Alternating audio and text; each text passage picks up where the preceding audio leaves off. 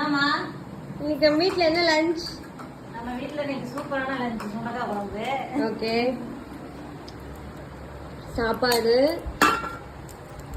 சுட சுட சோறு வச்சிருக்கேன். ஓகே. இங்க பாருங்க சுண்டக்காய் குழம்பு. சூப்பரான சுண்டக்காய் குழம்பு. வாழைத்தண்டு பொரியல். ஓகே. ரசம். தயிர் இருக்கு.